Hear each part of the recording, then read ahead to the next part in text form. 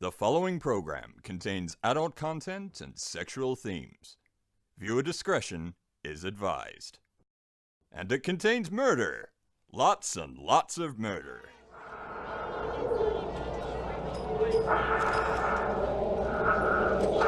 You stinking bastard. People tell me, hey, you're gonna go die and go to hell. At least I'm not alone. For 911, where's your emergency? Oh, this is Sandy. For 31 Rock Plymouth Road. What's the Send the problem? police. Send the police. And he goes, don't be a hero, mate. And I said, I'm not trying to be a hero, but the police are coming. One in the chest, one in the head. Fired by Detective Sergeant Roger Rogerson. I was branching out. That's when the cannibalism started, eating of the heart and the arm muscle. I would have nailed Carl Williams' hands to a coffee table and just pulled it out of his backside. Carl Williams is a wobbly bottom little cherub face little boy whose life would be. I'd harm someone each time. I'd kill someone. There'd be an enormous amount, especially at first, enormous amount of horror, guilt, remorse afterwards. But then that impulse to do it again would come back even stronger.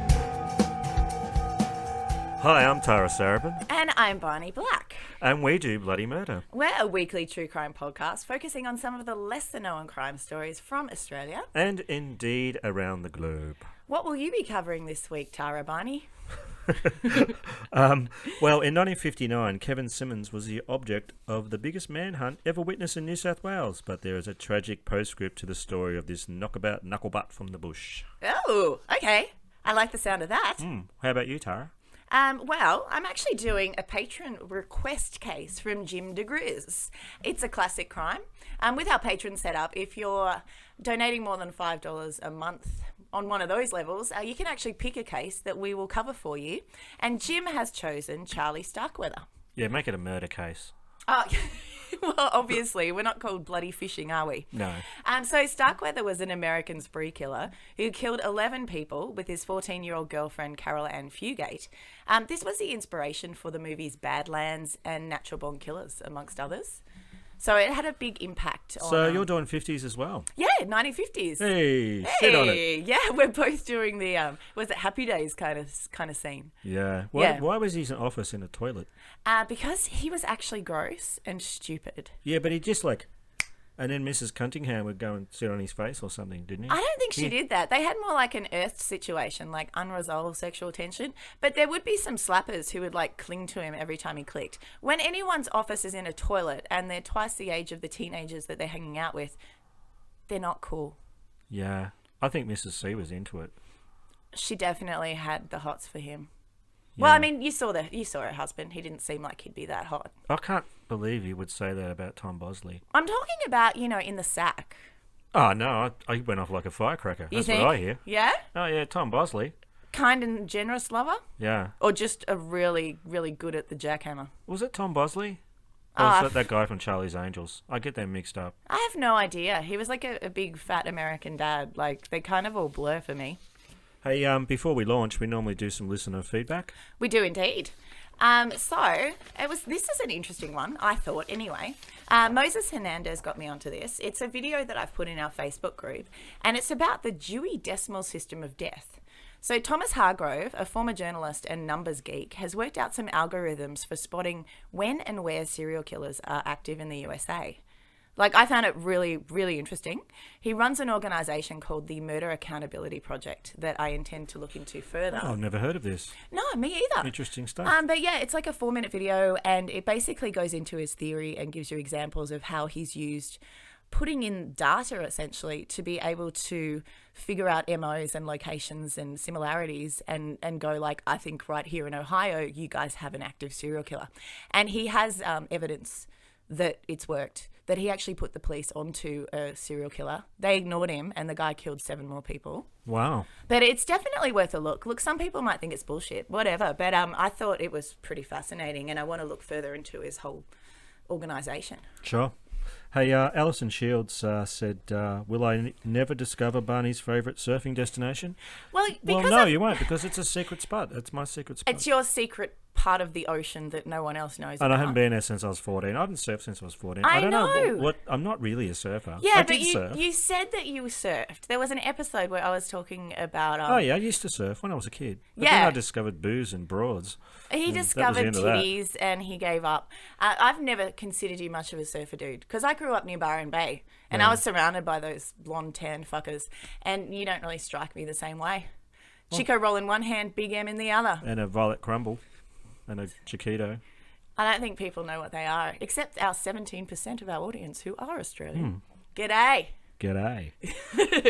All right. Well, Jay Arthur is one of the many people on Twitter that I'm currently having like flame wars with because they're getting all like, what?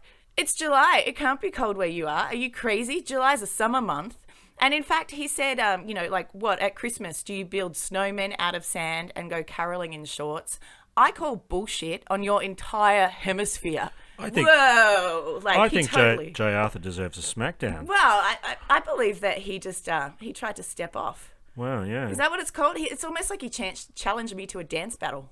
Wow. Uh-huh. Well, you're pretty fly, Tara. I'm sure you can handle it. I totally can. You can handle yourself. I'm actually quite enjoying this, but yeah, it's odd. Hey, Stephanie says, shit in a bucket is slowly becoming a thing in my office. A couple of my co-workers heard me say it one day, thought it was hilarious, and started saying it. Yesterday, I heard someone by our fax say it.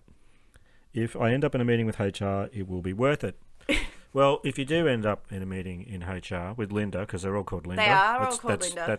That it is known. Mm-hmm. Just send it on to me, man. I'll you'll set her straight. I'll set her straight. So you're pretty happy that people are like saying shit in a bucket now? Because you've been trying to make that happen for so long. It's a thing. It is known. Wow. Yeah, I think Barney's a little bit proud, which is nice. Oh, my bosoms are swollen. Well, they've always been swollen. Adrian Kay said that he's invented a drinking game for our show where you drink every time Tara drops an F-bomb and every time Barney goes, in disgust at something. So in case Adrian's listening, let's drop a few of those so he has to get super drunk. Fuck. No, I got to say that. Fuck. Fuck. Ugh. There we go. Adrian's drunk already. If you're trying that at home, you are too. So... Thanks to everyone who is sending case suggestions and liked our new Facebook page. Oh, yeah, we had to do the Facebook page thing. It's a cynical marketing exercise. It's just like you have to have that. And now they just keep trying to like upsell us to like pay money so that we like get in people's faces more. But, we're going to have the page. Hey, Tara, I did a Captain Moonlight shirt. There's one up on our merch store. I love it. He's got a little love heart on his collar. Yeah. I thought maybe have a little black tear under his eye, but it was too trashy. I don't know. That's a little bit sort of like prison chola. Check out our merch store. There's links to that in the show notes. On Podbean. Well. Do I launch? Yeah, do it. All right. This is a long one because it's kind of complicated. Charles Raymond Starkweather was born on November 24th, 1938 in Lincoln, Nebraska. He was the third oldest of 7 children. His father, Guy, a handsome and friendly fellow, was a carpenter who could only work sporadically due to having back problems and rheumatoid arthritis in his hands. Ah, like Jesus. I don't think Jesus started off with those, but he did end up with them, I think. He did. Oh, you just mean being a carpenter, don't you? Yeah. All right, I thought you were like assuming all of them were true. He was pretty hot. I know a lot of dudes who ended up identifying as homosexual, who their first man that they had a thing for, they were like raised religiously, was Jesus. Like they see him hanging on the cross and they're like, he looks pretty fine. Yeah. Yeah, it's a thing. I'm sure there's some ladies out there that were like, sitting Jesus. in church, yeah, I'd tap that. Yeah. So there goes our religious listeners. I thought I was trying to alienate people country by country, but I figured out a way to do a lot of countries at once. Anyway, Starkweather's mother, Helen, was a petite redhead who is no doubt the reason that Charlie was a ranger. Oh, no. Yeah, all the photos of him are in black and white, so not everyone knows that he was a ginger. Also, he used to put black shoe polish in his hair to try and hide the fact of his gingerness from society. Yeah, what, he put shampoo on his bloody shoes? What? Shampoo on his shoes because of the shoe polish in the hair. See what I did there? Really wasn't worth explaining. Yeah, it was pretty shit, actually. Thanks for that. His mother would work as a waitress to cover the family financially during the periods when his dad couldn't work. But with 7 kids, this meant that the family was quite poor. However, they always had food to eat and a roof over their heads and were considered a respectable family with well-behaved children. So that's nice. It doesn't sound like my family. I was going to say, actually, your kids are well-behaved, just not to you. Yeah. I like that one of your kids is wearing your senior knucklebutt badge right now. Oh, he just went, yoink, I'll have that. He's actually junior knucklebutt. That's right. If the truth's going to be told. So Charlie was born with genu varum, which is probably not how you say it, but it is in fact a mild birth defect, which gave him bow legs. So of course he used to get teased at school for that because kids pick on the lamest stuff. And Lord of the Flies was a non-fiction book. What are you doing, riding your invisible horse? Yeah, that's pretty much what they said. I actually had a really handsome flatmate who was bow-legged, and it did not hurt his chances with the ladies in the slightest. And if that wasn't enough evidence for you, Salt and Pepper, in the opening of Shoop, they're actually trying to chat up a bow-legged dude. I played that for you before, remember? And she's like, no, not you, the bow-legged one. Oh, wow. Can you get that in Russian, please? Not you, the bow-legged one. Could. Make me want to soup. So I'm not quite sure I nailed that, but whatever. Charlie also had a speech impediment, which he got picked on for as well. And Salt and Pepper don't have a sexy song about that, to the best of my knowledge. An American accent is a speech impediment. Oh, I guess it is. No, he had no, it wasn't just the American accent. Oh, okay, all right. Yeah, I can see why you got confused there. He was a slow learner, like someone else in this room. I'm a learning bunny.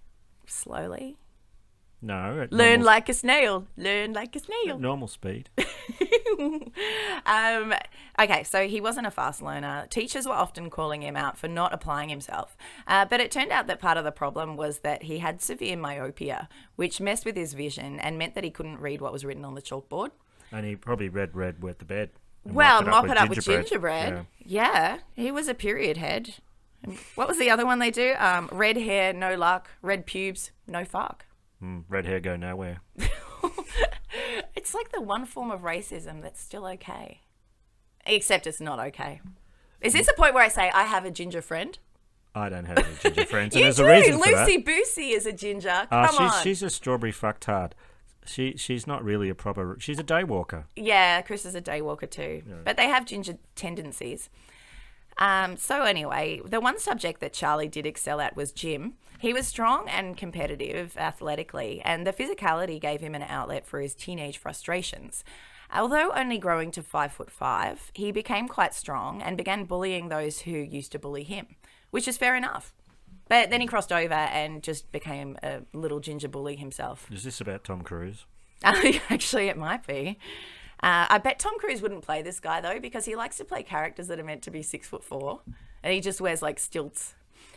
So his high school friend Bob Van Bush, who ended up marrying Caril Fugate's sister, had this to say about Charlie.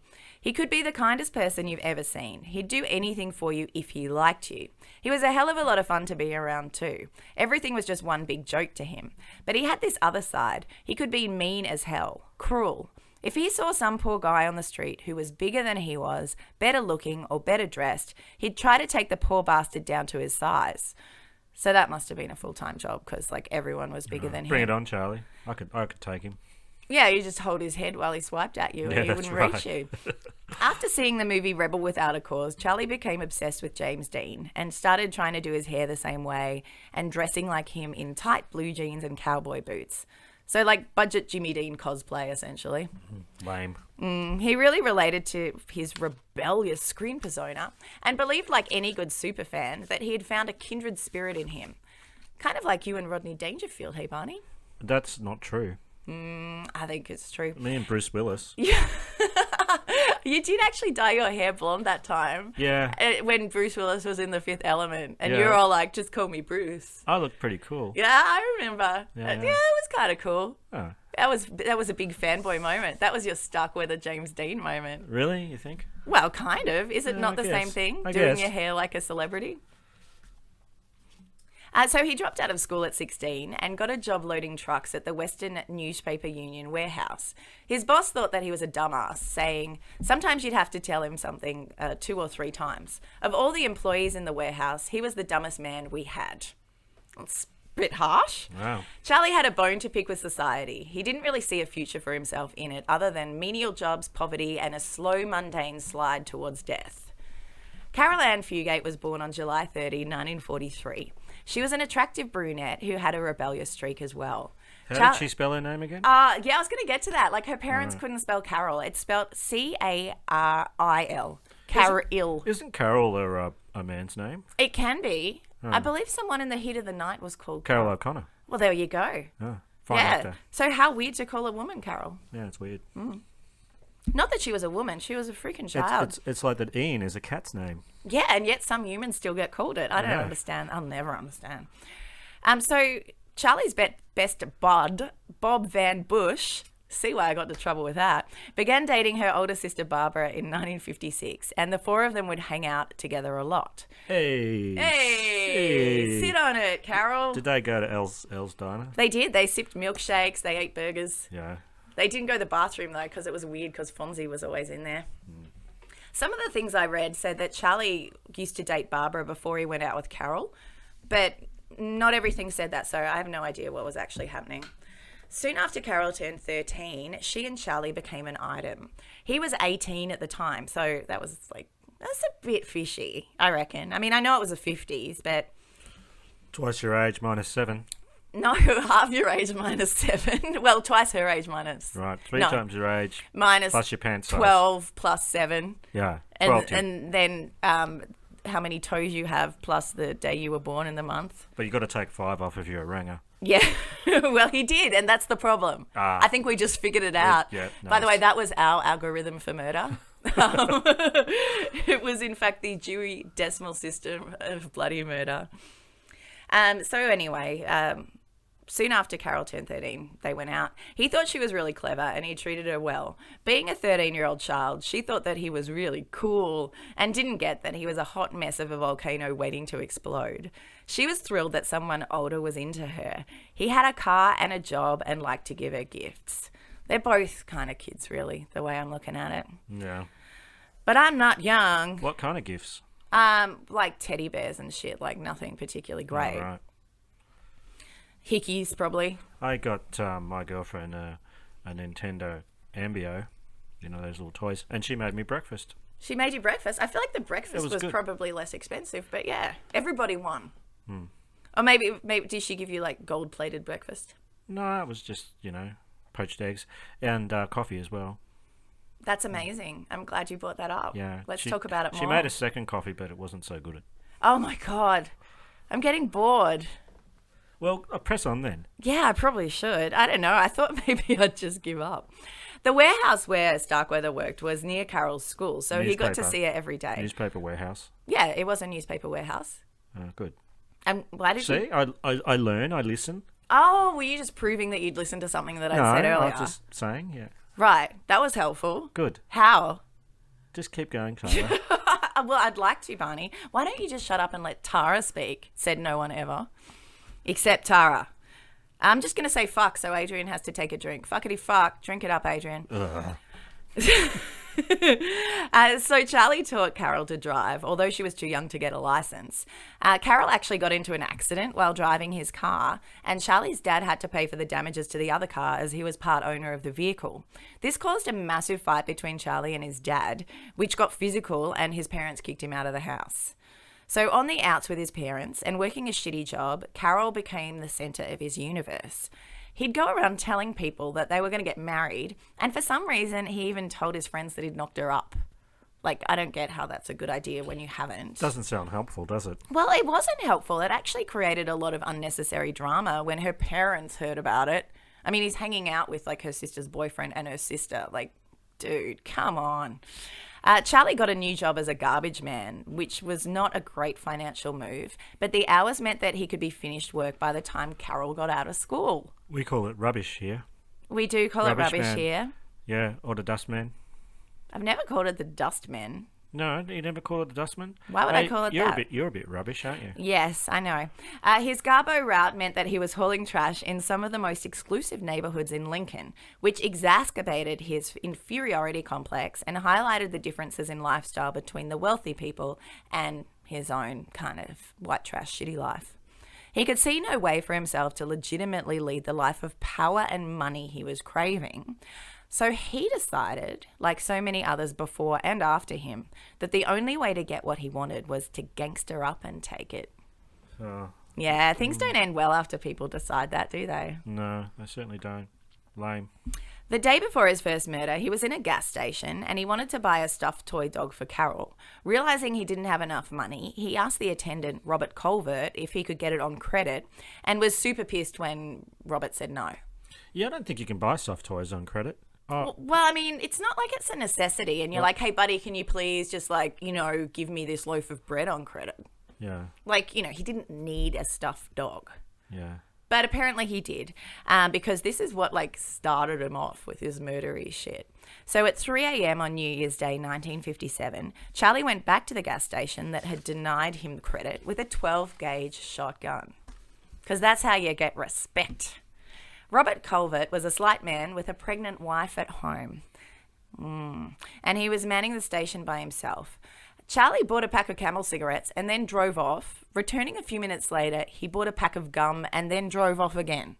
So either he was just trying to check that Robert was working alone, or he was really indecisive about whether or not he should go through with his plan. I see.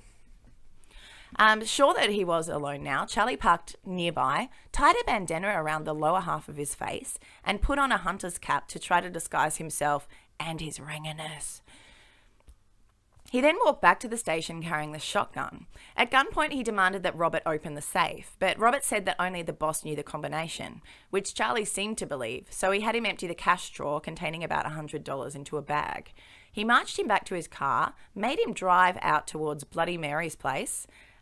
This is an aside, but apparently Bloody Mary was a crazy old woman who liked to fire a shotgun full of rock salt at people who trespassed on her property. Oh, and I love her. That's future Tara. That is totally future Tara. I'm surprised it isn't present Tara.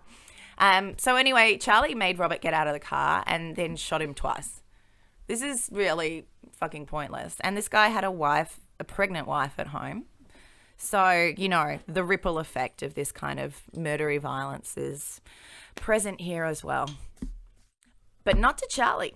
Our little Ranger friend was on cloud 9 after seemingly getting away with murder. Because what happened was the police theorised that a transient was responsible for the crime. And it's always a transient, isn't it? Yeah, blame the hobo. Oh, man, let's play another game of blame the hobo. It's a bad enough font as it is. Yeah, that's right. Hobo font. Don't do it.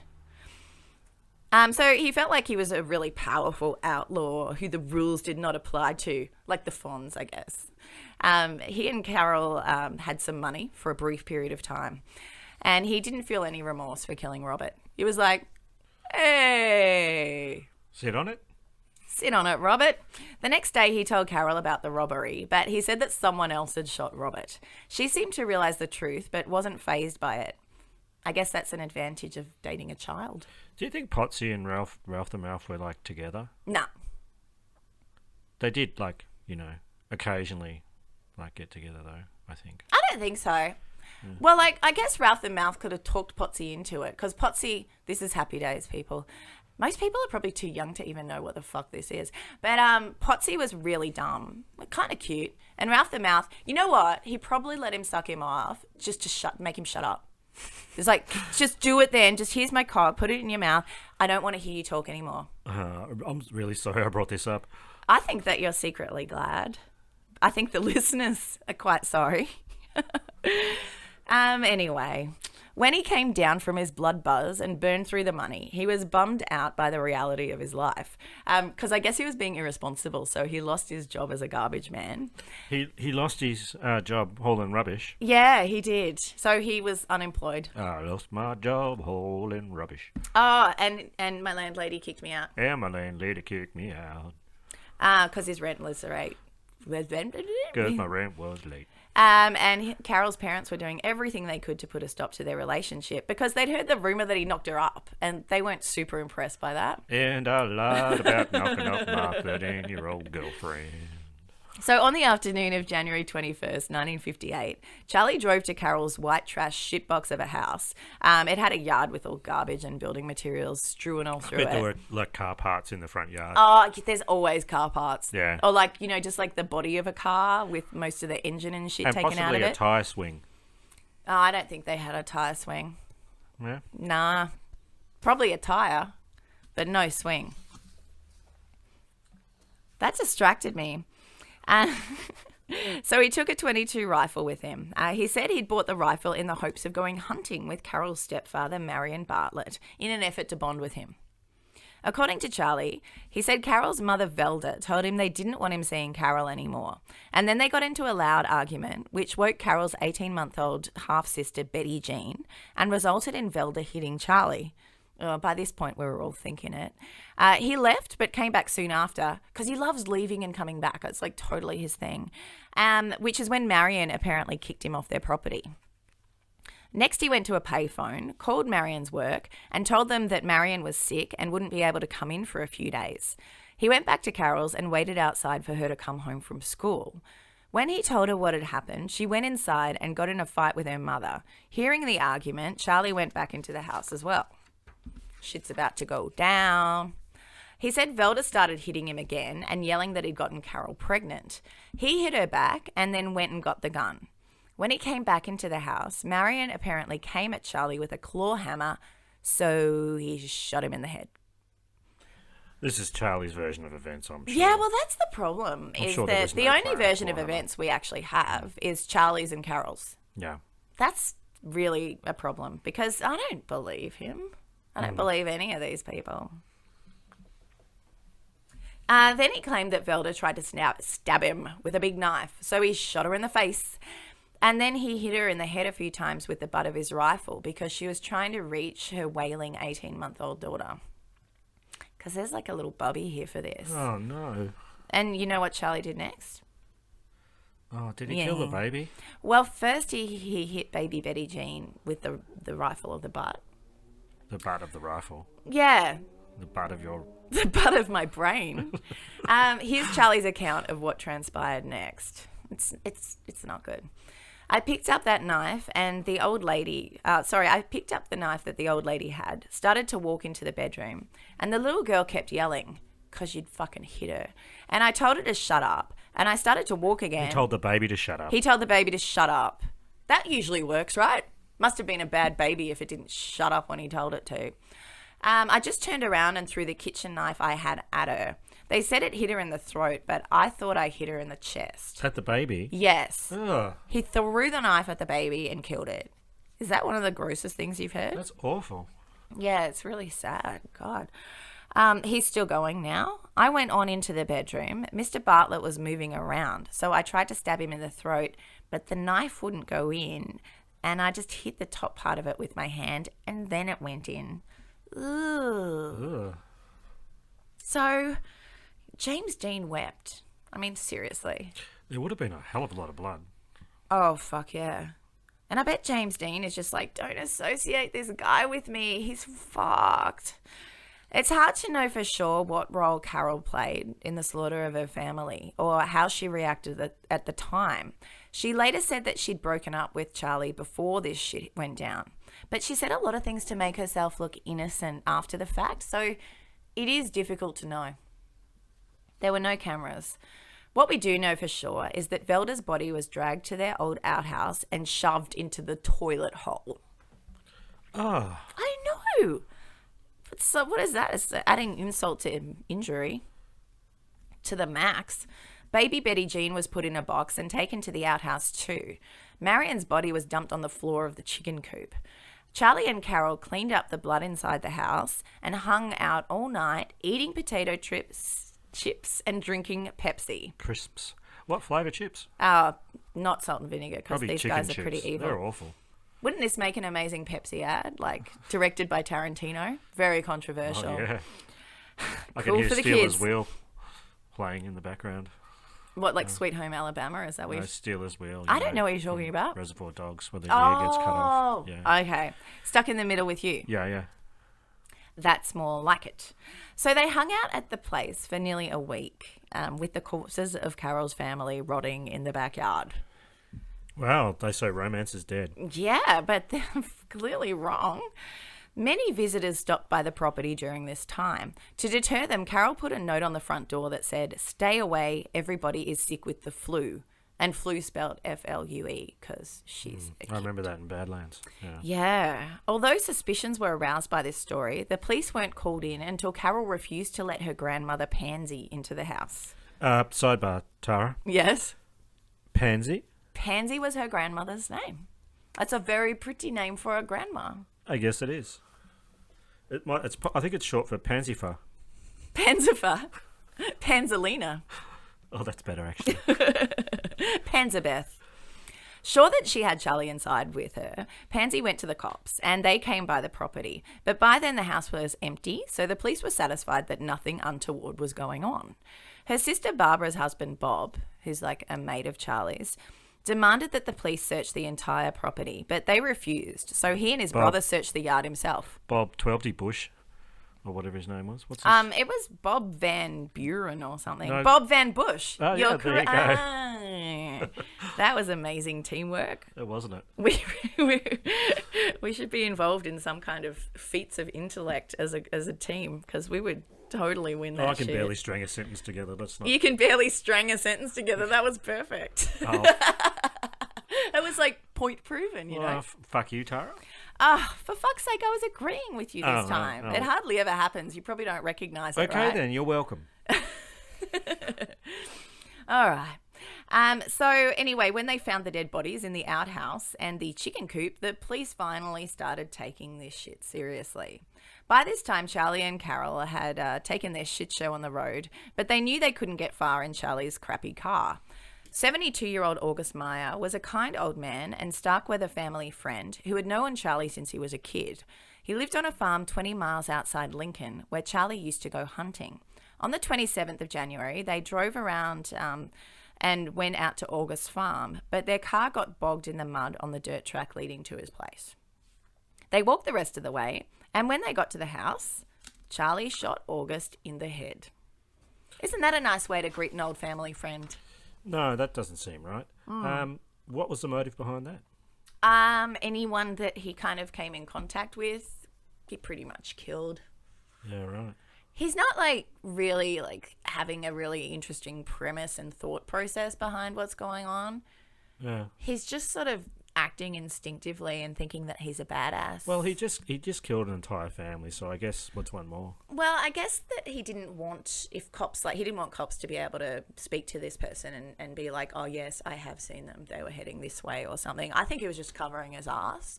But he was probably getting off on how gangster he thought he was being. Yeah, right. So yeah. Charlie, of course, claimed that he killed him in self-defense, but Charlie's retelling of the murders usually placed blame on the victims, so it's unlikely that that's actually true. He also shot August's dog because he's an asshole. Caril and Charlie then stole his money and guns, ate his food, and went to sleep. The next day, a neighbour helped them get their car out of the mud, and they drove up to August's farm via a different road. When they left later, being the Mensa think tank on wheels that they were, they went down the same muddy road and they got bogged again. Surprise, surprise. Surprise, surprise. Uh-huh. Yeah, these two. They took the weapons and money and went to the main road to hitch a ride. Friendly 17-year-old Robert Jensen and his 16-year-old girlfriend Carol King picked them up. Oh, she did that Tapestry album, didn't she? She did. She found time in the afterlife to make that happen. To thank them for their generosity, Charlie pointed a shotgun at Robert and demanded his money. He then forced them to drive back to an abandoned storm cellar where he shot Robert 6 times. By the way, he got like $2 for this shit. It's right. Such a dick. Robert's girlfriend, Carol King, was shot once in the head. Her body was left with her jeans and underwear pulled down, and she had been repeatedly stabbed in the stomach and pubic area, but there was no evidence of rape. So Charlie blamed this mutilation of her body on Carol, who was apparently angry at her for being sexually attractive to Charlie. So he probably tried to rape her. Yeah, look, that's actually the theory. He probably couldn't get it up or something. So he got mad and stabbed her several times. Yeah, that's a theory that seems to hold water for me. Yeah, sure. Or maybe Carol did it because she was annoyed that someone had the name Carol and it was spelt right. Well, that would bloody annoy me. Yeah. I mean, you spell Barney with like 2 O's and a Z, so... I do not. How dare you? In another version of the story, he also claimed that Carol was the one who shot her. These 2 crazy kids. What will they get up to next? Oh. The 2 of them talked about escaping to Washington in Roberts' car, but instead they returned to Lincoln where everyone was looking for them because maybe they actually really were dumb as dog shit. Yeah? I think they were. Yeah, by this point in the story, I was actually thinking, you know what? That might be true. They are very young as well. I know most people don't really like... How old's Charlie at this point? He's 18. He's 18, yeah. Which, look, you are She's technically 13. an adult. Well, she's a bub. She's 13. Yeah. Or closer to 14. I don't know. They say 13, they say 14. She's like 13 and a half. And they're growing up in the middle of nowhere too. Yeah, it's... well, Lincoln... It's a pretty small country town. No, it's not tiny. I mean, it had rich areas, it had poor areas. It can't be that small. Look pretty small in Badlands. Yeah, but Badlands was like based on the story. Isn't that a documentary shot in real time? Yeah, that's actually footage of what happened. Yeah. Crazy, huh? He does look a lot like Martin Sheen. Oh my God, he wishes he looked like a young Martin Sheen. How handsome was he? Oh, he was stunning. I know. Oh my God. Because I only knew Martin Sheen from like when he was older. So when I saw that, I was like, are you kidding me? Dude, you had it going on. Oh, keep it in your pants, Tara. It's too late. It's like, Right. come out. Save some firm panties to throw at me. No, I'm actually just going to post them all to Martin Sheen now. He's my president. Due to his work as a garbage man, Charlie was familiar with the ritzy areas of Lincoln and chose a particularly stately home to attack next. So C. Lower Ward was a very wealthy industrialist who was good friends with Governor Anderson. What do you think the C stood for? Cunt. I wasn't sure if you'd go there or not, but thank you. Charlie entered the house and held his wife Clara and maid Lillian at gunpoint. He even got Clara to prepare waffles for him and Carol for breakfast, and he really got off on the feeling of power having this rich woman wait on him gave him. Oh, wow. I know, he's just... It's so petty, though. I know it is. It's really... I know he had his own problems, but it's very hard to sympathise with this guy. Like, yeah, I know. It's just pointless. He should have channeled his energies and applied himself in a different field. Charlie stabbed Clara to death and broke one of her dog's necks. Which, sidebar, Tara, how many necks did this dog have? Okay, she had 2 dogs. Oh, right. And they both had 1 neck each. And they locked one in a room, but he broke the other one's neck. Oh, that makes more sense. Yeah, okay. Did you think it was a Tasmanian dog and it had 2 heads? I don't know. It could have been a goddamn hydra. I'm surprised it wasn't. So, of course, Charlie said that this was in self-defense as well, because that's just his thing that he says. They ransacked the place, packing any valuables and food they could find into the ward's 1956 Packard. When the Lincoln Journal newspaper arrived that afternoon, Charlie was totally chuffed that he and Carol were now stars as they'd made the front page of the paper. Yeah, it's attention. There's a difference. I know. There's a difference between good attention and bad attention. A lot of people don't understand this. No, you know who doesn't understand this? I have several ex-girlfriends that don't understand that. Yeah, you know what it is? It's narcissistic goblins. Yeah. They don't get the difference. They think any attention is good. Yeah. Yeah. Agreed. So that means that you're a bit of a goblin No, I'm not. slayer. Oh, yeah, sure. Goblin layer. No, well... Barney I made likes some the mistakes. goblin sex. No, I goblin do sex. not. Goblin sex. Barney likes the goblin sex. Why am I saying this?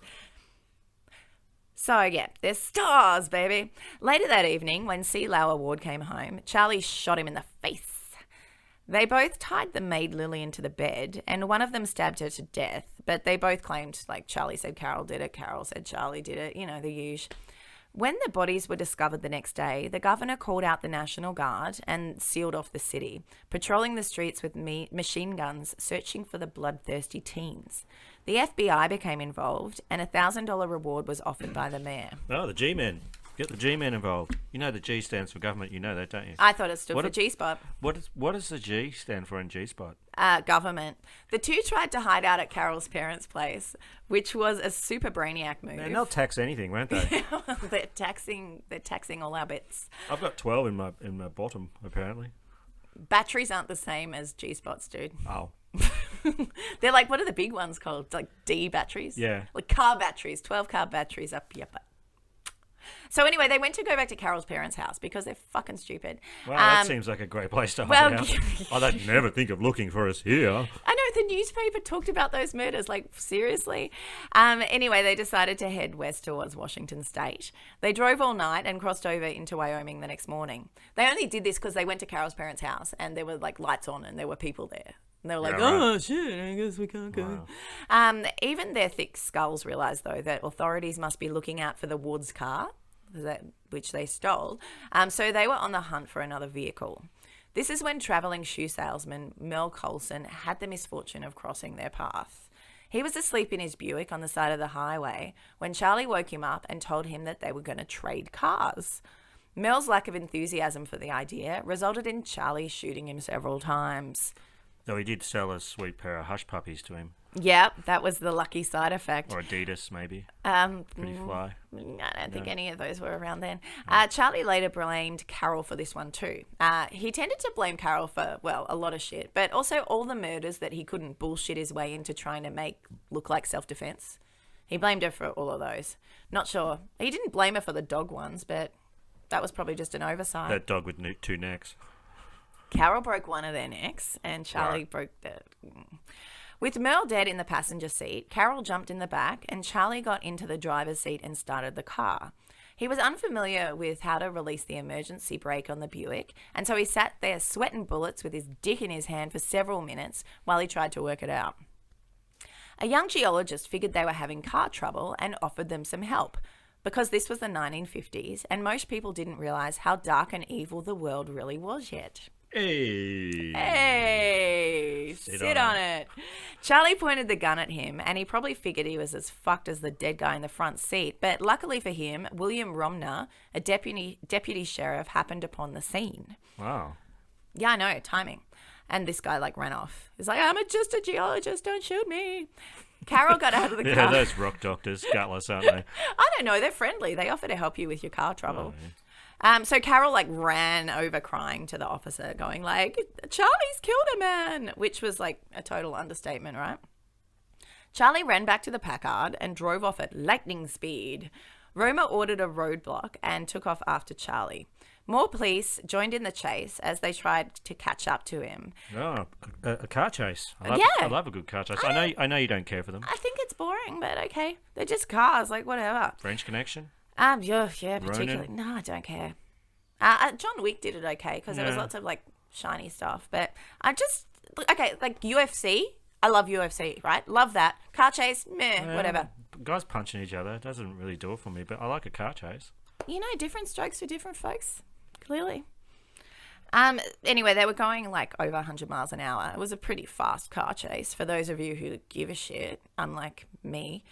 One of them actually shot out the back window of the Packard, and Charlie suddenly stopped the car in the middle of the highway. Although he resisted at first, Charlie eventually did as the police told him and lay down on the ground.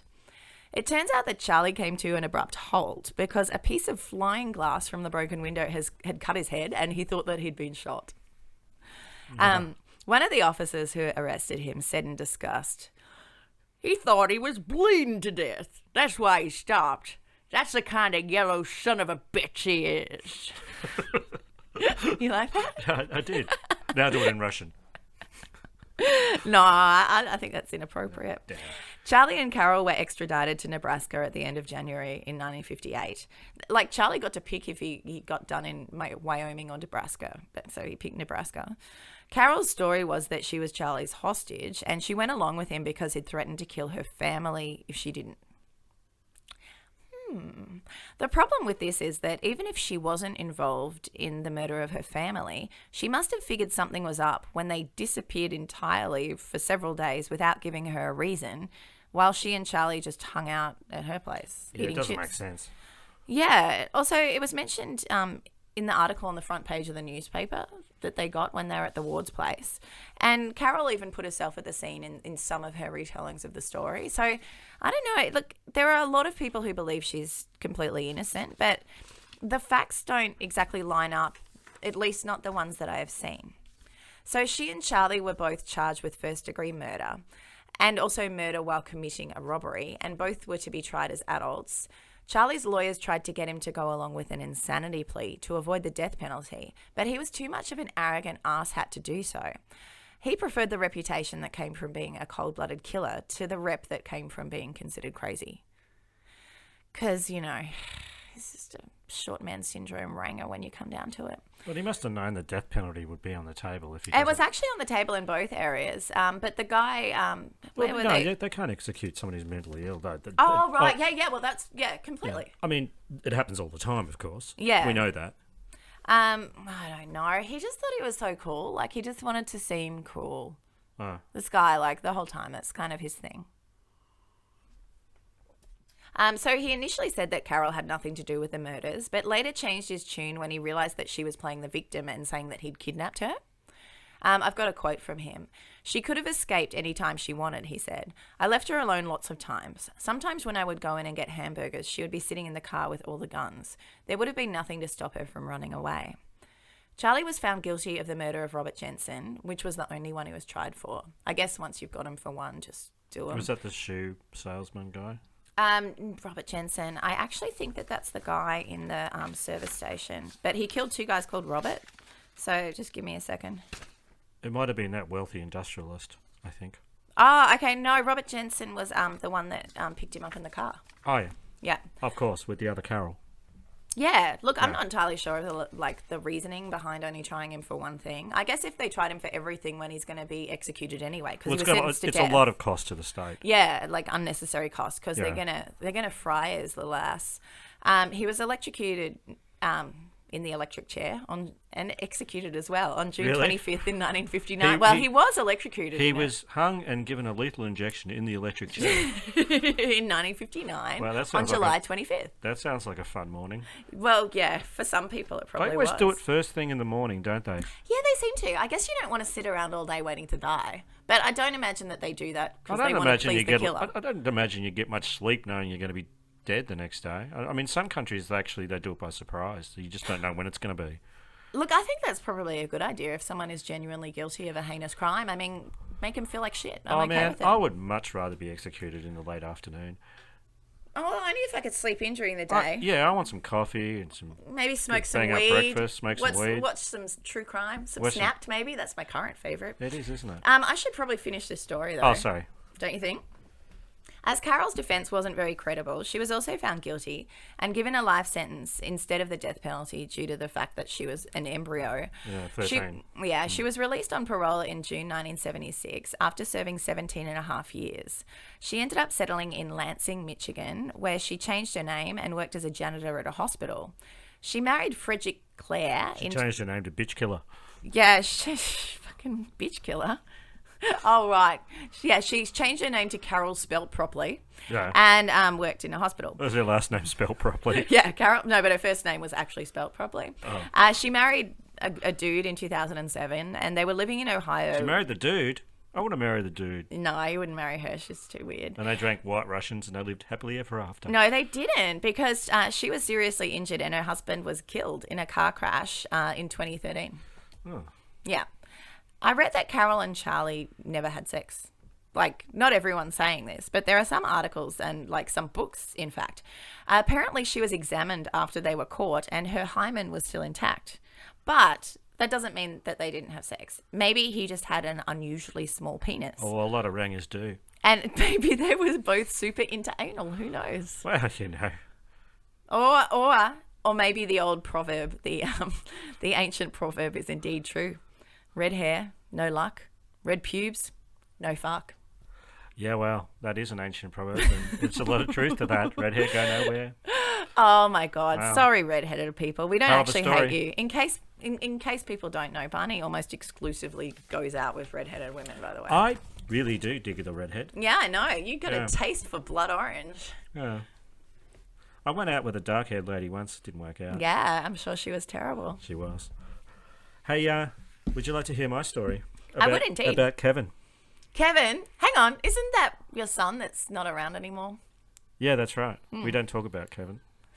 So is this about him or a different No, Kevin? no, this is a different Kevin. There's been lots of Kevins over the years. Well, yeah, I know, but... Well, in my family, but in the world, there's been lots of Kevins. All right, okay, cool. I can accept that. All right, then. Kevin John Simmonds was born on August 22nd, 1935, in Sydney, son of Australian-born parents John Simmonds, labourer, and his 16-year-old wife, Sheila Finn. Hey, it's Teenage Bride Month. After years of travelling the state looking for work, his father John settled with his family in Griffith in 1941. So his dad, he used his horse and cart to carry produce from the surrounding farms to the railway station. Oh, that's nice. That's nice, isn't It's it? a little bit Amish. Yeah. Kevin attended Griffith Public School, where he was nicknamed Simo. Hey, Simo! Hey, Sit Simo. on it. Hey, Simo, sit on it. Hey. The boys at school regarded him with healthy respect. He was quick to get into a scrap, always in trouble. At 14, he stole money, which his father had been putting aside to buy a car. Police picked him up on a Sydney train, and his bastard father pressed charges. I don't know. I mean, maybe his dad was at his wit's end and he wanted to buy a freaking car and his annoying child stole his money. So I get it. Simo was sent to juvie, Boys Town. Oh, they used to always try and make me buy raffle tickets when I lived in Sydney, Boys Town. I'm not sure why a juvie home wants to fundraise. In the outer suburb, Sydney suburb, for 12 months. Boys Town was a failure as far as Simo was concerned. He merely learned new tricks from some of the inmates. Well, how to pull pennies out from behind people's ears. No, sawing women in half. Well, this comes in handy in later life. After his release, he drifted north and worked among Italian migrants in the Queensland cane fields. Back in Griffith in 1956, Kevin held a succession of jobs but lost them due either to laziness or pilfering. So he held a failureism of jobs. A failureism of jobs, that's right. Well, I see what you did there, Tara. Very, very smart. Woohoo! Meant to think tank over He here. even tried to steal his boss's car. Oh, see, that's not how you keep a job. No. He had a reputation as a sharp dresser with crocodile skin shoes and black satin shirts. That sounds like how you used to dress. Plus, he had a lethal haircut, apparently. Lethal? Like it killed people? Guaranteed to make women weak at the knees. Ah, well, see, I don't think I want that because then I'd just fall over a lot, and that doesn't sound good. At 18, Kevin was arrested and charged with dozens of offences. He was given 2 years to be spent at a prison in Gosford. He then settled in Sydney. Boyish looking, with a courteous manner and a passion for fitness and fast cars, at only 21 he left a trail of safe-crackings, robberies and car thefts through 2 states. Oh, he's building himself a little bit of a resume, isn't he? Oh, the authorities caught up with him. On May 17th, 1957, he was sentenced to 3 years at Goulburn Jail. Kevin Simmonds' periods in jail were timeouts in his continuous career of crime. He got his period when he got into jail. Yeah, just ignore me. It's advisable at this point. When he came out of Goulburn on February 16th, 1959, he decided to try armed robbery. Why not? Sure, let's give it. Look, it's good to learn new skills. With former cellmate Frank Foley, he held up a teller at the suburban North Rose Bay branch of the Commonwealth Bank. He fired a shotgun over the teller's head to show him he was serious. Bang! He managed not to kill anyone, though. So he wasn't a shit bank robber. Yeah, they got away with £700. Hey. That's a lot of money. Well, yeah, more than Charlie got away with. Pre-1966, Australia had pounds. I know. And we had an imperial system of measure, which we got rid of after 1966 and went to metric, like every other country. Well, it's not every other country, is it? Yeah, well, there's one in particular. Uh-huh. You're going to talk smack about that? Because I don't know if it's advisable. I'm the one that pisses off entire countries. Don't try and steal my thing. 3 months after the bank robbery, Detective Pat Manning, a former sprint champion, spotted Simo in Oxford Street in Paddington. A TV police show style chase through back alleys and over fences ensued, only to end with a click of handcuffs. Ah, So they they got caught him. Yeah. No more running for you, Simo. You have declared war on society, Judge Amsberg told Kevin Simmonds as he sentenced him to 15 years. Oh, that's a while. You know what? They really don't like you stealing money. I bet that if he'd raped someone, he would have got a much lighter sentence, right? Well, especially in the 50s. Oh, well, I 59, probably would have given him a lollipop and sent him on his way. Sit on it. Oh, they would have been like, he's just being like Fonzie. It's cool. So that's not the end of this story, Tara. There is more. Yeah, well, there's no murder yet, so I'm imagining that there's more. On the afternoon of Friday, October 9, 1959, the alarm sounded at Long Bay Jail. 2 prisoners, Kevin Simmonds, 24, and cellmate Leslie Newcomb, 21, had made a break. Uh-oh. Jailbreaker. Ah, yeah. That's a cool song, AC/DC. They had forced their way into the prison chapel and crawled through a ventilator duct to the roof. Climbing down to the outer yard, they scaled a water tank and heaved themselves onto a 7-metre wall. They were spotted sprinting along the top. Wow, this is very physical. Outside the walls, they saw a woman getting into a car in a hospital car park. Why would you build a hospital next to a jail? Anyway. Yeah, it doesn't sound right. They dragged her from the front seat and skidded off at top speed. Oh, I'm glad they didn't take her with them because you don't. That's not his style, actually. He's not actually a really violent person. No. He's a criminal, but he's not. You got a little crush on him, don't you? Yeah, a little bit? A little bit. Yeah, did his haircut make you go weak at Well, the it is knees? lethal. At La Perouse, about 3 kilometres away, they pulled up and ran towards a Botany Bay cemetery. Dozens of police were rushed to the area. Police boats patrolled the foreshores of Yarra Bay and a Navy helicopter fluttered overhead. At night, searchlights stabbed the darkness, illuminating the rain, while the shivering escapees spent their first night of freedom huddled in a freshly dug grave. Oh, that was very atmospheric. Oh, thanks.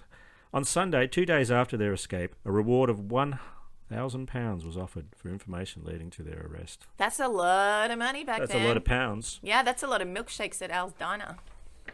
Not strawberry ones. No, thank you. In the early hours of that morning, at Emu Plains Prison Farm at the foot of the Blue Mountains, the murdered body of prison warder Cecil Mills was found. He had been bashed over the head. Beside him were some cricket stumps and a bloodied baseball bat. Wait, hang on. What game do you play with cricket stumps and a baseball bat? Oh, Kill the Warden. Yeah. So hang on. They went to another jail? That's right. It will become clear. Okay. 2 suits, some shirts, and pairs of shoes were taken. Warder Mills' .38 revolver was missing, and so was his motor car. Police realised his assailants must have been aware of the prison routine. Leslie Newcomb had spent some of his time at Emu Plains. Leslie? So he went back to another prison. He broke out of prison to go to a prison. Yeah. Genius. Well, then no one will be looking for him there. Well, that's right.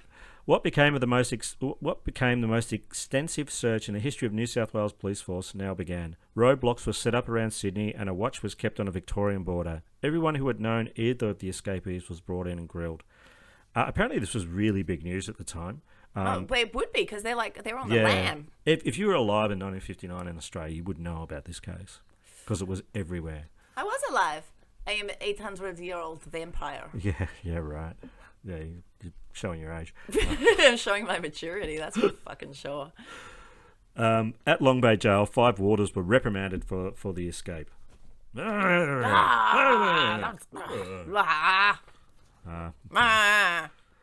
11 days after the escape, in the early hours of the morning, a milkman on his rounds at Avalon Beach, north of Sydney, was startled when a man waved a revolver into his face and demanded bottles of milk.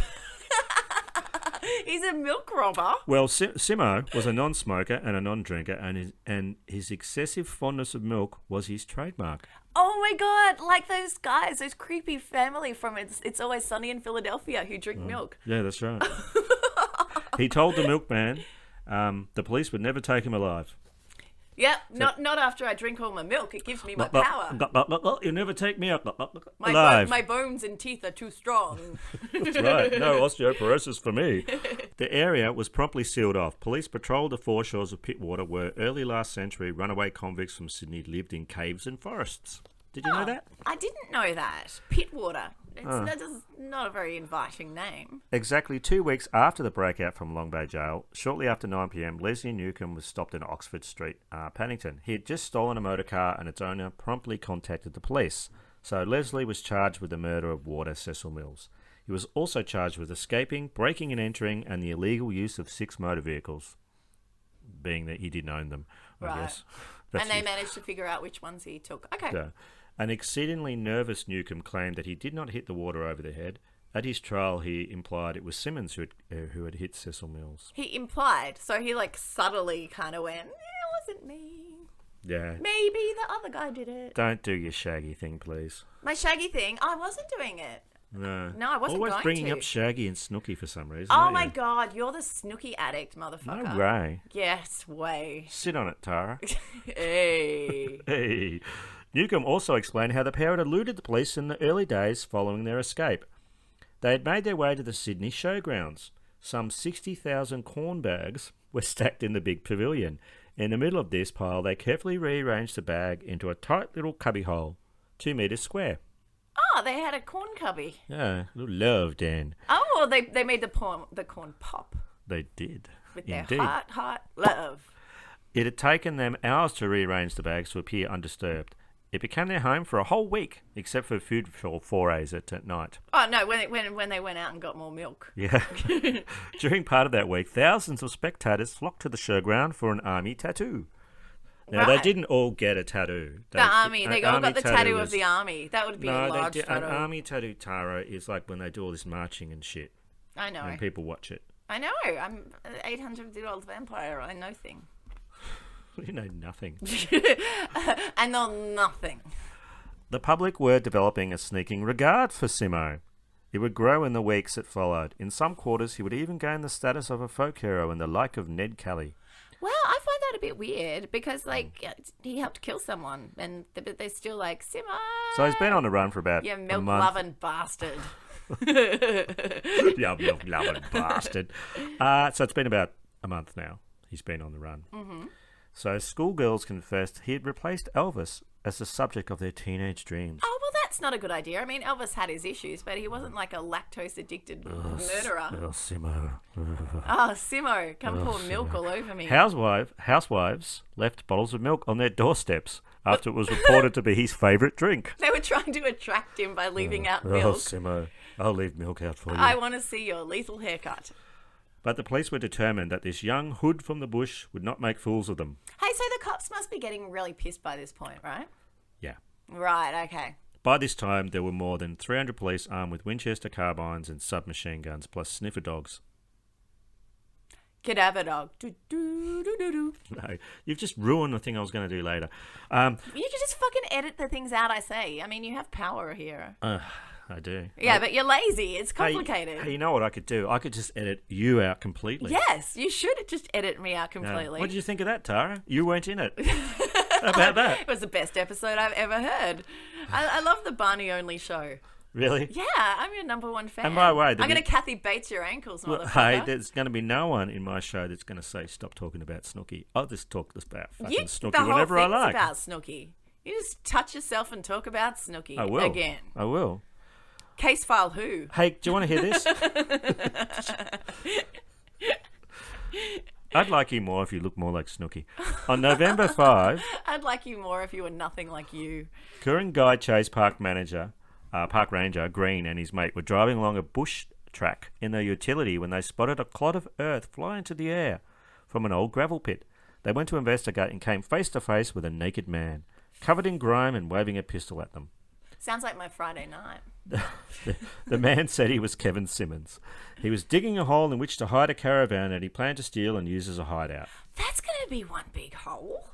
I know. So he's planning to dig a hole, then steal a caravan, put it in there, and then he's going to hide out in it. He's going to bury it and hide out in the caravan. It's a bloody good plan. Underground caravan. But, I mean, he will have to leave frequently to get milk, though. He should get a cow. Yeah, cows are handy. Yeah, I mean... He doesn't get the milk for free, so he should buy a cow. That's right. He was digging a hole in which to hide the caravan that he planned to steal and use as a hideout. I said that. That's Hey. We just jumped the shark, Snooki. And I'm Snooki Black. One of these days, I'm going to kick your ass. Yeah, if you can reach it. What? You're pulling me short. Are you overly tall? What is your ass, like 4 meters off the ground? Yes. Right. That's why I have to wear a hat, an ass hat. Well, I like shitting from a great height, but you just do it all the time. That's why it's got no novelty value to me. The ranger said that was all very well. That was all very well, but you had no right to dig up any part of this protected bushland. Well, that's true. Simmonds stole their clothes and then ordered one of the men to tie the other, and then tied the second man himself to the first man. Oh, did he tie them like together frontwards so they felt awkward about their dicks touching? God, I hope so. That would be fun. Oh man, that's happened to all of us. Yeah, it's a little awkward. Simmonds got into the utility. The ranger asked whether he would mind leaving behind the keys to his office. Simmonds tossed them out the car as he sped off. Oh, well, that was mighty neighbourly of him. The chase for Simo became frenzied, involving nearly 500 policemen armed with guns, bulletproof vests, and fast cars. Oh, the chase was on. It is. At 5 o'clock the following morning, a car smashed through a roadblock outside Wyong on Newcastle Road. Patrolman David Highland roared after Simmonds' stolen car on his motorcycle for 16 kilometres. What's that, about 10 miles? Yeah, it's not super It's a bit of a car chase. Simmonds crashed the car into a bank. I don't think it's like a bank, like a place where you put money. You mean like just like a bit of like, a raised area? Yeah. Okay. And he jumped out. Highland fired at him as he raced across the paddock towards dense bush. Dense bush. That's my drag name. Simmonds was making for the Gillaby Ridge, with scores of police panting in the steaming heat, hard on his heels. Now, in some of the wildest bush country in the state, the chase followed wet, tangled gullies and scrub-covered hills. Sounds like where I grew up. In succeeding days, he had to contend with 500 heavily armed police, black trackers, that's Indigenous Australians who are good at tracking, Yes. and tracker dogs with leeches, ticks and snakes. Incessant rain was an advantage in eliminating his scent and indeed his tracks. Yeah, it would have been. But it would have been fucking annoying. So they nearly had him. 5 more days passed. Oh, shit. Hundreds of police searchers, soaked to their skins by rain, were being outwitted by the fugitive. Public sympathy for Simmonds increased. And cop hatred must have grown. The pursuing police didn't fare as well, having to kill at least 20 snakes. One detective found himself waist deep in mud, while another searcher became so lost and exhausted that he had to fire off 5 shots so he could be rescued. I don't want to do this anymore. At Kurri, is that Kurri? I think it's curry. Kurri, north of Sydney. At first light on Saturday, November 14, a man spotted the ragged, barefoot fugitive breaking into a car. The man who was carrying a rifle yelled out and tried to fire, but it jammed. At that moment, a milk wagon came along the street. Oh, well, that's his kryptonite, That's isn't it? Simo bait, isn't it? Yeah, totally. They no- should have just sent milk out in the wild. They could have caught him that way. So, in a strange turn of events, the milk wagon started chasing Kevin. Well, they can't go very fast. Kevin managed to start the car, and he outran the milkman. That's the first time the milkman was chasing him as opposed to the other way around. I know, that's what I was saying. But it was not Kevin's lucky day. The stolen car was out of petrol. Uh-oh. Or gas. Whatever, man. Just keep moving. He abandoned it and ran off into a local sports ground. Detective Sergeant Ray Kelly and a posse of police and dogs were at the scene in a flash. They closed in on an adjoining paddock. The man they were all seeking suddenly stepped from behind a tree. He was in a sorry state. His clothes were in tatters. His grimy skin was swollen with leeches and tick bites. His feet were covered in blisters. He was hungry and mentally and physically exhausted. And really craving milk. Word spread like a bushfire. The whole of Kurri was there when Kevin Simmonds, looking slight and vulnerable between detectives, walked into the police station at 7 that morning. Bet his hair didn't look so hot then. One woman expressed the feelings of many who stared at the berackled fugitive when she called out, "Good on you, Kev." Good on you, Kev. Nice one, Simo. Why would she say that? The cops must have been Good so on you, Kev. pissed. Nice one, Kev. Inside the station, Simo gulped down 3 bottles of milk. Ah, there you go. The detectives were so relieved to have captured him, they couldn't do enough for him. Clubbing together, they made sure he had an enormous meal. Simo, in spite of his appearance, was in good health. He even told the police that he enjoyed the chase. What? In a way, it was a relief for everyone, for the police, the politicians, the public, and even for Simo himself. The court hearing at Wyong took on a circus air. I like the circus. And I like air, so that sounds like my kind of thing. I'll go on, just abuse me. People like it. The car which took him back to the police station was mobbed by girls, and Simmonds waved in movie star style from between 2 detectives in the back seat. As the panties piled up on the hood of the car. Yeah. It was worse at Sydney's Central Court in Liverpool Street. Mobs of people awaited his arrival. Office girls hung out of windows and shouted as Simmonds was led into the court. "On you, Simo!" We love you, Simo! A senior police officer called to the crowd, "If I had peanuts, I'd throw them at you monkeys." Shut up! Simo rocks! His defence lawyer told the court that the murder of Warder Cecil Mills was unpremeditated. Right. "This is the worst case of manslaughter I've ever known," said Mr. Justice Really? Clemens, I've seen some and worse sentenced stuff. both to life imprisonment. Simo and Newcomb were placed in the intractable section of Grafton Jail. Intractable penis. Intractable meaning hard to control or deal with. God, you're intractable, Tara. I am an intractable penis. So, Grafton Jail, where Simo was put, is about 413 miles north of Sydney, and it was costly for Simmonds' family to make the journey. But Simo's sister, Jan, made the occasional trip north as well as keeping regular correspondence. As time progressed, Jan Simmonds began to see a noticeable change in her brother. His wide grin and cheerful sense of humour began to fade. He began to stutter and he shuffled when he walked. Maybe he wasn't getting enough calcium. Deprived of milk. In November 1966, so this is 7 years after he was jailed, Simo once more made the headlines. Somewhere between 9:45 and 11:45 p.m. on November 3, Simo died in cell number 7. Oh, shit. To all appearances, he had hung himself. It was reported that Kevin Simmonds was subjected to moods of depression and had been suffering from a psychiatric setback. Okay, now you said that it appeared that he had, so clearly something's amiss here. Yeah. Jan Simmonds was determined to discover why her brother, who entered Grafton Jail in a peak of physical and mental condition, should have been reduced to a twitching, stuttering shadow of his former self. Not enough milk, I'm telling you. What she discovered would later be confirmed in the report made by the Royal Commission headed by Mr. Justice Nagle into the New South Wales prison system. In her personal inquiry, Jan Simmonds questioned prisoners who had been in the Grafton track section. Many things were told her about Grafton and the treatment prisoners received there from warders. One in particular provides a vivid insight in the circumstances leading up to Kevin Simmonds' death. So this is a anonymous prisoner who didn't want to be named. I think his initials are C.S. Lewis? Was it C.S. Lewis? No, it wasn't C.S. Lewis. Okay. It's the only C.S. I know. When I arrived at Grafton, Simo had already been there in track for about 6 years. About 2 years later, he died in his cell one night. During those 2 years, he was beaten almost every day. For the 4 months that we shared a yard, I could see the bruises and marks on his body, including his testicles, which were purple-coloured and swollen to the size of oranges. What? He was constantly picked on and harassed by officers. For example, one day from church, he was returned to the yard for allegedly turning around.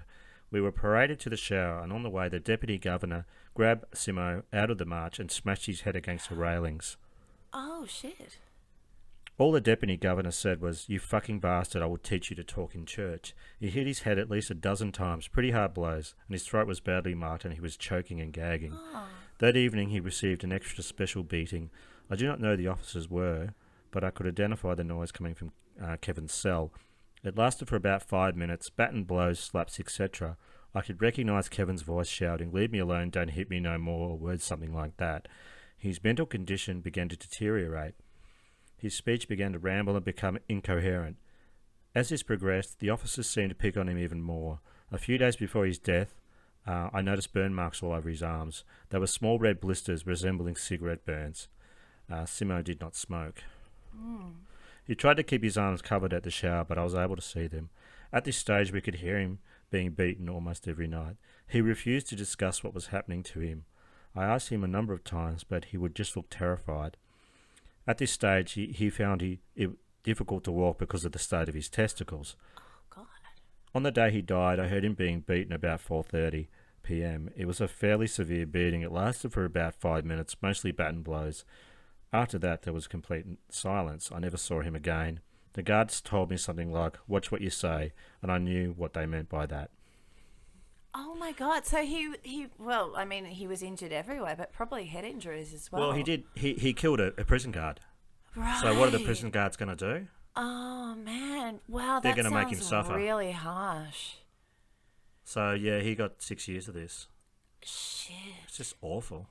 Yeah, that's really. I mean, really he did tough. kill somebody. He deserved to be in prison, but he didn't deserve that. Yeah, that's just torture. Well, that is actually torture. Yes.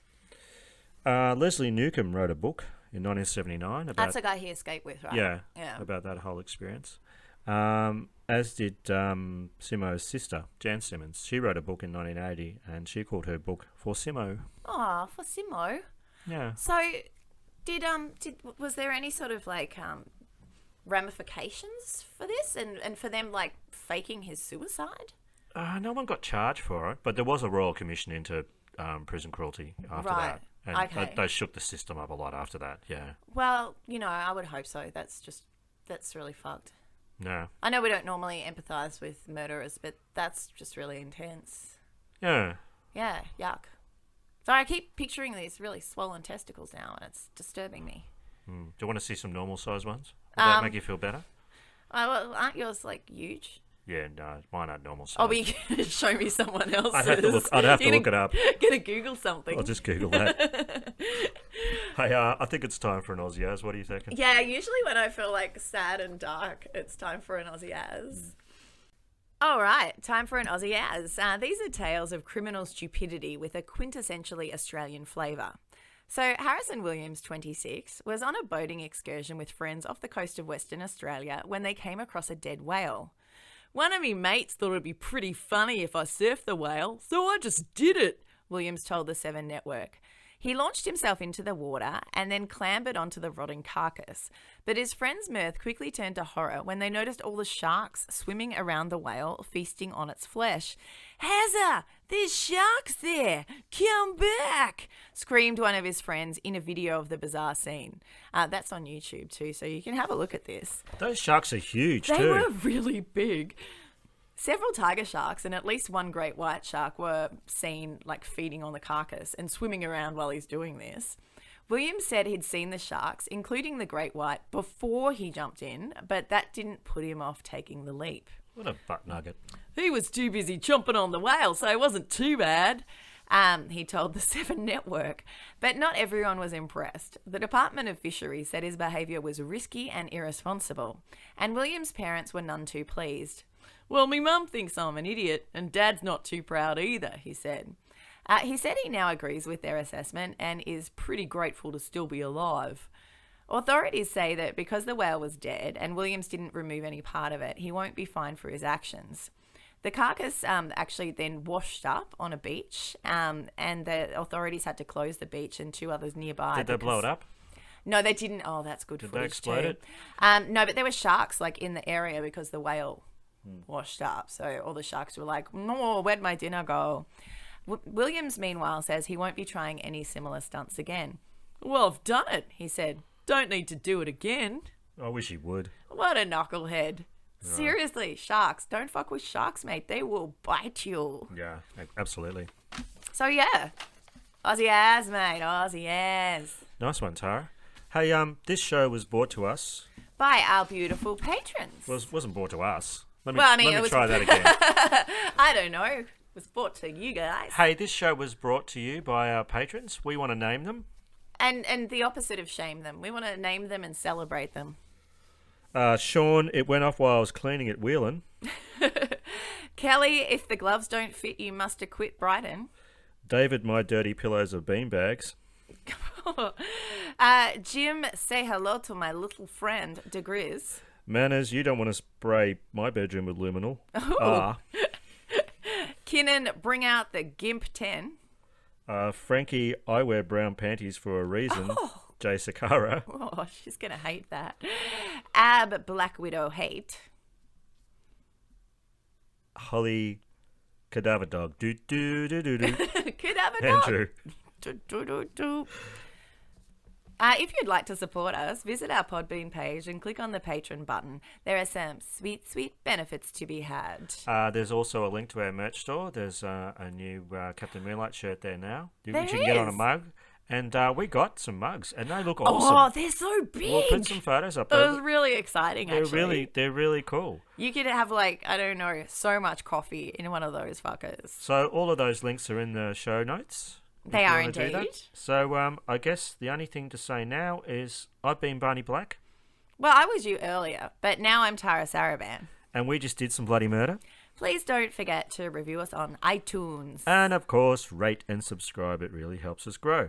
Feel free to join our Facebook group, Bloody Murder Podcast, or like our page, Bloody Yeah, Murder. the group's kind of fun. We've got a nice little community Kind there now. of. The group's awesome. Kind of my ass. Follow us on Twitter and Tumblr and all those bloody things. Are you on Tumblr? I'm on Instagram and Twitter. Do you have a Tumblr? Yeah, I got a Tumblr. What is going. it? Bloody Murder. Got Tumblr. Okay, well that makes sense. Yeah. So thank you for listening, and we'll be back next week.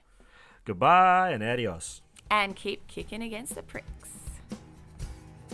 So that guy really fucking loved milk, didn't he? You really love milk. I can smell something. Is that you? No. Generally, if there's a smell, I It's probably the fart that I just did. Oh. It surprises you how.